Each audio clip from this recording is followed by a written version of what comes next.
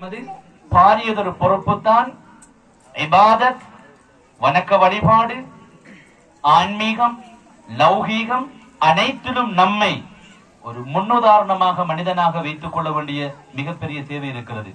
அன்பு சகோதரர்களே, ஈமானில் பலமுள்ளவர், கல்வியில் பலமுள்ளவர், அவருடைய தொழிலில் பலமுள்ளவர், உடலில் பலமுள்ளவர், சரியான வலிமையம் உள்ளவர், இப்படியான ஒரு முஃமினாக நாம் வாழ பழக வேண்டிய தேவை இருக்கிறது. நாங்கள் பார்க்கின்றோம், சில வாலிப சகோதரர்கள் நோயாளியாக முடங்கி போயிருக்கிறார்கள், அல்லது அவர்கள் போதைக்கும், அல்லது அவர்கள் வேறு முறையற்ற தொடர்புகளுக்கும், அல்லது வேறு சிந்தனைகளுக்கும் மண்டி மயங்கி அடிமையாகி பலவினர்களாக ஆங்காங்கே அமர்ந்து கொண்டிருப்பதை நாங்கள் பார்க்கின்றோம். இதெல்லாம் ஒரு பக்கம் வைத்துவிட்டு சரியான ஒரு தொழுகையாளியாக, சரியான ஒரு அமலாளியாக இருப்பதோடு தனது உடலை விளையாட்டு, பயிற்சி இவைகளினூடாக உடம்பையும் ஆரோக்கியத்தையும் தேக ஆரோக்கியத்தையும் பாதுகாக்குகின்ற ஒரு முஃமினாக நாம் நம்மை பழக்கப்படுத்திக் கொள்ள வேண்டும். அன்பு சகோதரர்களே, இன்னும் ஒரு விடயத்தை சொல்லி முடிவுக்கு வருகின்றேன்.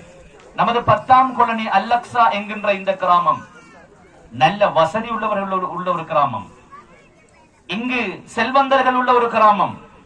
இந்த கிராமத்தில் சிறப்பான ஒரு பாடசாலை இருக்கிறது. இந்த கிராமத்தில் அழகிய ஈமானிய வழிகாட்டக்கூடிய பள்ளிவாசல் இருக்கிறது. நிறைய அல் குர்ஆனை கற்றுக் கொடுக்கக்கூடிய குர்ஆன் மதரசாக்கள் இருக்கிறது. முழு இலங்கையிலும் இருந்து மாணவிகள் புறப்பட்டு வந்து நமது மண்ணில் மார்க்கத்தை படிக்குகின்ற ஒரு அரபு கலாசாலை இருக்கிறது. பக்கத்திலே வைத்தியசாலை, அதற்கு அருகாண்மையிலே நமக்கு தேவையான தபால் கந்தோர், இப்படி எல்லா செழுமைகளையும் கொண்ட ஒரு சிறப்பான ஒரு ஊர். இந்த ஊரிலே வாலிபர்களாகிய நீங்கள், பணக்காரர்களாகிய நீங்கள், கல்விமான்களாகிய நீங்கள், வசதி உள்ளவர்களாகிய நீங்கள் இன்னும் நிறைய யோசித்தால் நிறைய அற்புதங்களையும் நிறைய வளங்களையும் இந்த மண்ணில் பெற்றெடுக்கலாம். அதற்கு இடையூறாக இருக்குகின்ற ஒரு மிக பிரதானமான ஒரு நோய் மனதுக்குள்ளே உள்ள பொறாமை, மனதுக்குள்ளே உள்ள விட்டு கொடுக்காத பண்பு, மனதுக்குள்ளே உள்ள ஒற்றுமை இல்லாத பண்பு மனிதனை கோடு போட்டு கீறி கிழித்து ஆங்காங்கே உட்கார்ந்த அடிமைகளாக நம்மை ஆக்கிவிடும்.